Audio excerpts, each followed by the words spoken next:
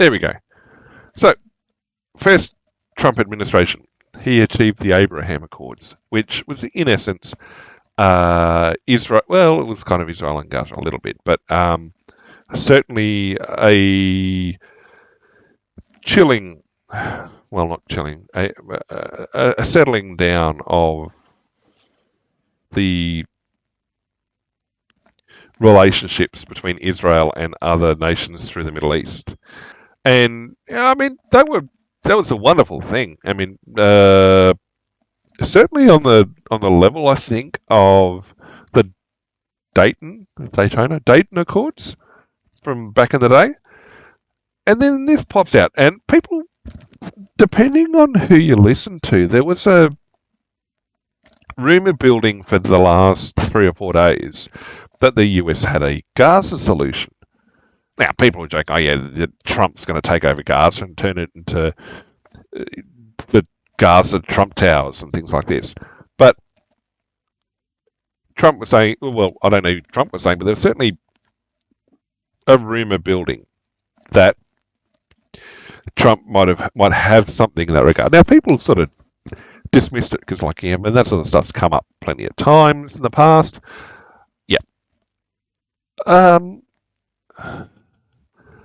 Then this pops up out of nowhere, which has basically Trump and coming up with I don't know how much of his plan, but has basically come out with Netanyahu saying, all right, here's our agreement. And it's a 20-point plan. And Israel has basically signed on. And what I'd heard previously was that, well, the Palestinians were kind of okay with it, but this now requires Hamas to buy into it, or at least the Palestinians to buy into it. Hamas may not like it so much because it basically tells them to pound sand, but the rest of it is quite decent. I don't know if this article will have the list, but it will basically give them the opportunity. It'll keep Israel out. I mean, Israel's already left Gaza at least once before. The administration of Gaza will be a multinational effort, and that the key plan is, well, there'll be a ceasefire, all hostages released, Hamas will be disarmed, and Israel will back out altogether. Netanyahu said, yep, approval from all sides is beyond very close. So it sounds like Hamas is yet to buy in. So Qatari and Egyptian mediators on Monday, it's Tuesday.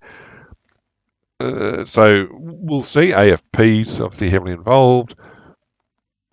They'll get a response. It says there's many elements to be clarified. Now, I've seen a rundown of the 20 points. I don't know how accurate it is, but it'll be interesting to see.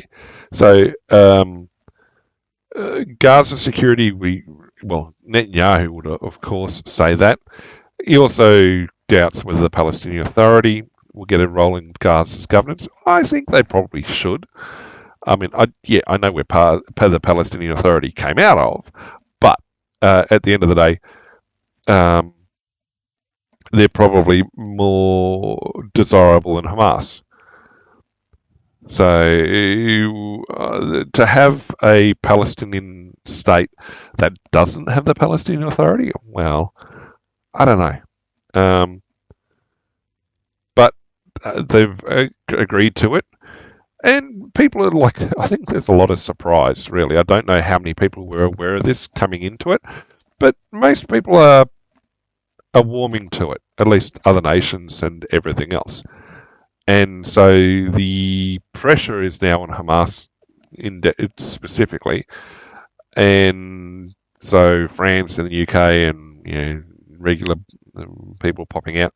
It's quite an interesting deal. It certainly puts a lot of pressure now on Hamas, especially with Israel having signed on and with growing support from everyone else. This is,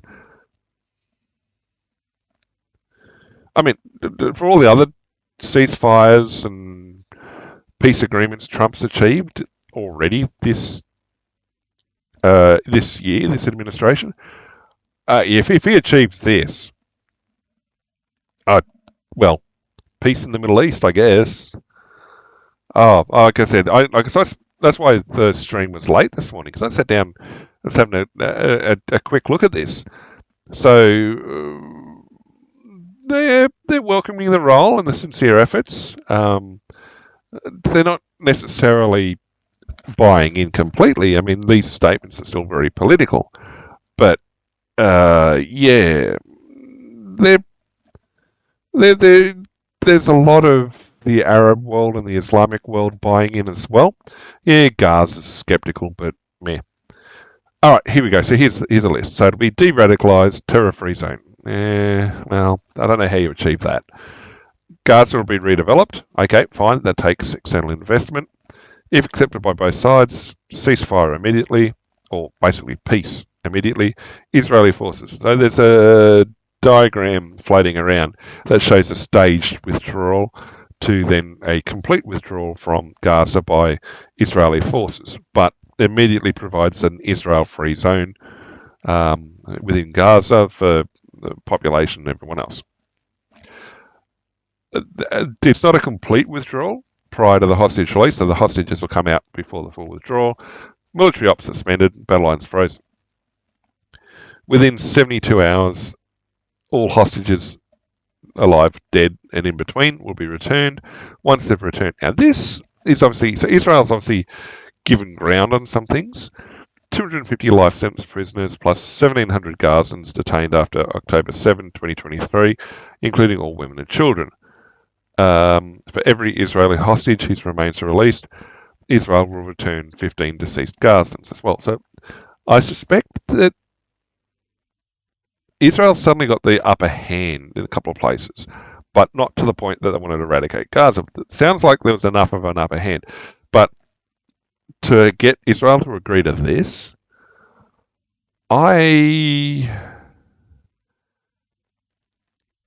someone's made a big promise somewhere. Someone's getting something out of this. Not just Israel and Palestine. There's a third party giving a lot to somebody for Israel to do this, to give up this. So after the return, Hamas will disarm and accept. So who disarm and accept coexistence will receive amnesty, while those choosing to leave Gaza will be granted safe passage abroad, but no guarantee of other nations taking them. This is going to be hard because part of the charter of Hamas is the destruction of the state of Israel. This is, in essence, calling for the dissolution of Hamas. Plain and simple. That I think is where you're going to find struggle. Now, where they're going to go, I don't know. Plus, I don't know who wants to take them. Other Jordan, Egypt, UAE, Lebanon, they don't want them. So, yep, okay, aid, entry and distribution of aid, that's not a problem. Okay, so temporary technocratic Palestinian committee managing public services, yep, that's fine. Then there'll be an international transitional body, the Board of Peace. Well, that explains there. That goes to explain why Tony Blair suddenly popped up out of nowhere about 2 weeks ago and suddenly appeared in the US and suddenly made some comments about a couple of things. It's because he got brought in for this. So it's not just Trump doing this. He's obviously brought together a whole bunch of people, and people have kept their mouths shut in terms of not leaked it. That's well, good for not leaking stuff, but also incredible that he's pulled all these people in, and also, yeah, like I said, explains why Blair popped up out of nowhere recently. Provide oversight and funding for redevelopment until the reformed Palestinian Authority is ready to resume control. Okay, fine. I'm sure there's going to be an article about why Tony Blair's back, but anyway. Development plan, rebuild Gaza through a panel of experts behind successful Middle Eastern cities. International investment proposals will be integrated, create jobs, offer them a future. A special economic... Okay. I listened to... Is it a YouTube video? No, it's a podcast. There's a podcast talking about... It might have been 99% Invisible or one of those sort of things, talking about special economic zones. And I'm not 100% sure why I was listening to that particular podcast, but it talked about why the airport at Shannon in Ireland was so important even in the age of true transatlantic air travel, because there was no requirement for the larger jets to land there. And it was where duty-free, like the airport duty-free concept was created, which borrowed from the duty-free concept on shipping, on liners and things like that.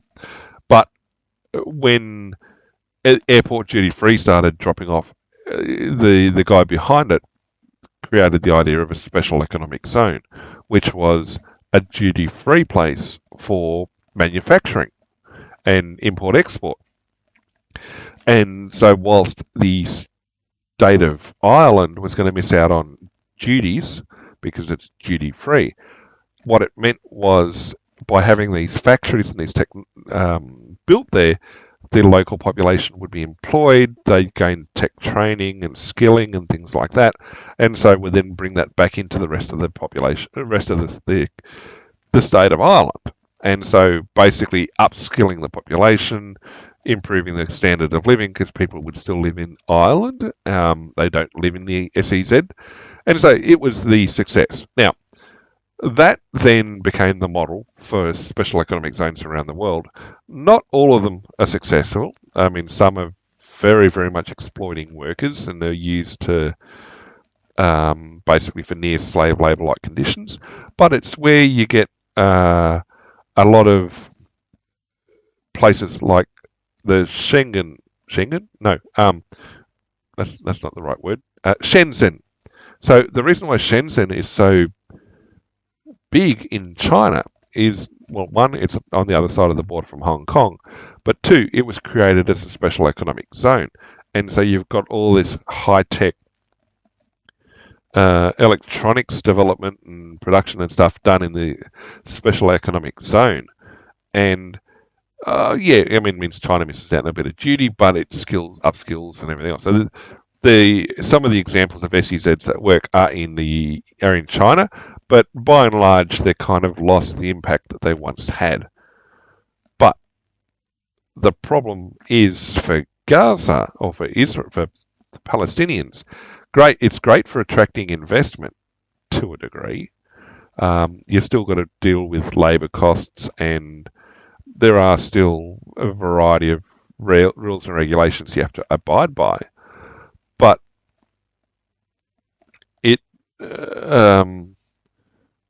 isn't all sunshine and rainbows. I mean, it certainly will attract development faster than other methods, but it comes at the cost of protections to the population. The working population also comes at the cost of some regulation in terms of how business is conducted. So it's a solution, and it's probably a good one for now. It probably shouldn't stay long term, though.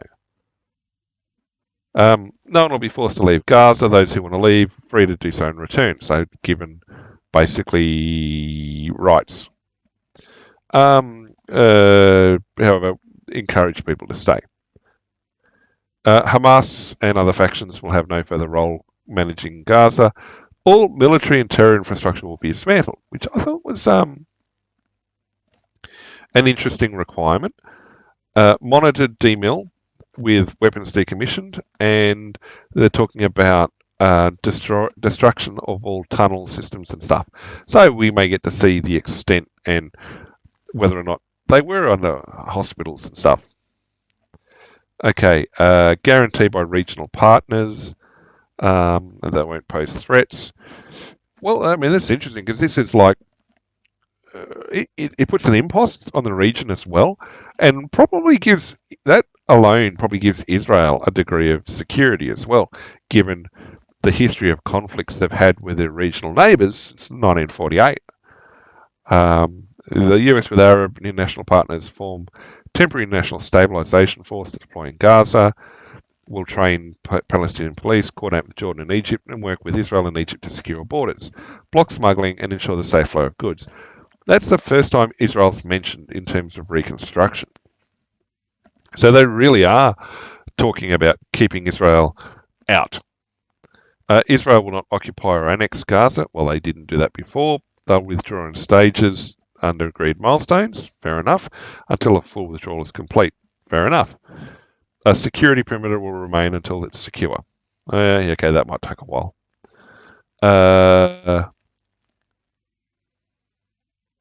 In the event Hamas delays or rejects the proposal, the above, including the scale-up aid operation, will proceed in designated terror-free areas, handed over to the ISF. An interfaith dialogue process, tolerance and coexistence.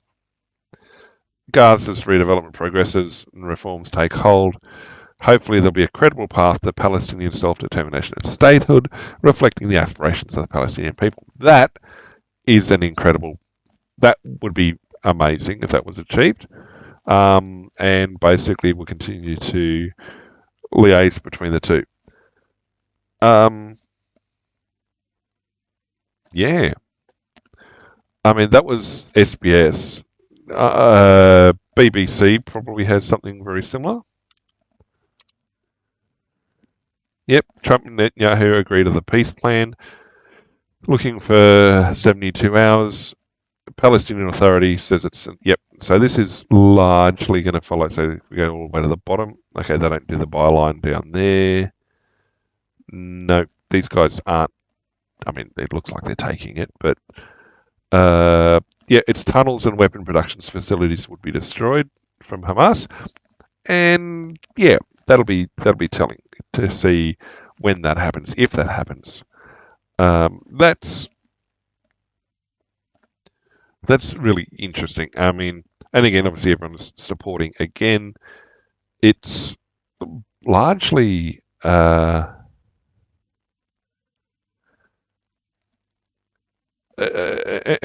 interesting thing.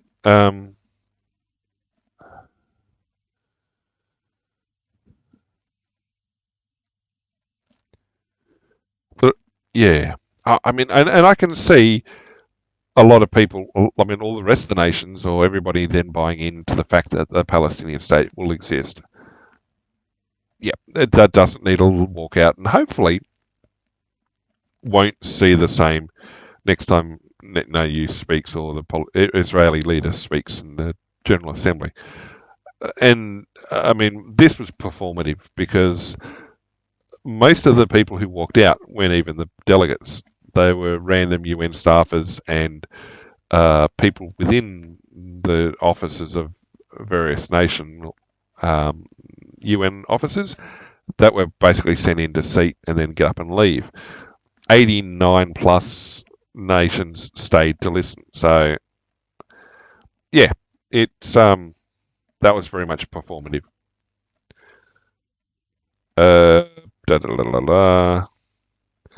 So yeah, that's the BBC. So we had the SBS at the start there. We'll see what the ABC has to say on it. Well, yeah, Netanyahu's agreed. I'm going to go to the bottom and see, well, by Brad Ryan, but he's going to say with wires. Yep. Okay, so the 21 points, 20 points, 21 points.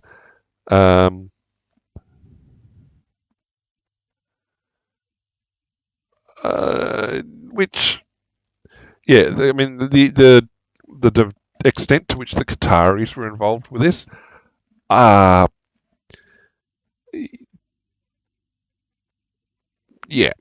I mean, it's interesting that the US was able to get out of Israel, that they expressed regret that in targeting Hamas leadership during hostage negotiations, Israel violated Qatari sovereignty and affirmed that Israel will not conduct such an attack again in the future. I really find the US-Israel relationship at the moment an interesting one. Because there's times when it looks like Trump's going to hold their feet to the fire, and other times that it looks like Israel does whatever they want. which they've generally done in the past. And so it's this is interesting to see how it how it rolls. And um, well, people got hope and things, which is good. People are a bit skeptical, but it's well, the plan is unrealistic, says some dude in Gaza. Well, it's a game. We, the people, are the ones paying the price. Yeah, sadly, that's the truth. The thing about Netanyahu arriving at the White House was no pomp or ceremony. People saying that he sort of arrived at the working door of the West Wing, and that came through that way. Whereas there was no colour party and all the other bits and pieces. The pomp and ceremony just wasn't there, which implies that, well, Trump had a little bit of ability to force Israel, well, not force, direct Israel to come and do things and make things happen. So, yeah, the big question is whether or not Hamas agrees. So this is the Sydney Morning Herald's read on it. Yes, Hamas has got a fairly big thing to face on it. So, the proposal, yeah, they can't let bygones. They just can't celebrate a win. It's only a vague promise. Yeah, it's more than it's closer than anything else, really. Okay, so responses. What the Sydney Morning Herald has a talk to people. So this is their previous works that they've said, oh no, we've got a right to resist. We've rejected disarmament in the past. Okay, well, that's no need for that to be there, really. But like again, it's like most people are confronting it. This, though, is interesting. It's the first time I've seen anything talking about how it could face issues from within Israeli politics. And yep, a coalition, you have problems. And Israel's had issues in the past with leaders that have sought peace. Is it Yitzhak Rabin, I think? That was the one who was assassinated, ostensibly because he was pursuing a peaceful solution with the Palestinian people. So, yeah, there's an interesting thing. Okay, so there's different people. It could cause Netanyahu to lose his place in Israeli politics. There's various red lines, etc. But it's like we can't allow the PA in Gaza or allow a Palestinian state. Well, it doesn't directly allow a Palestinian state, but it does everything but. And in practical terms, it's the common law marriage of international states, i.e., you live together long enough, the society deems you married. If the 20 articles, if the 20 points go in, then it's pretty much a Palestinian state in all but name. So yeah, it will be interesting. So you can believe that it may never successfully do so. Would they get all 20 points? I don't know. Is there an opportunity to get far more than they've ever had before and actually be peaceful? I think so.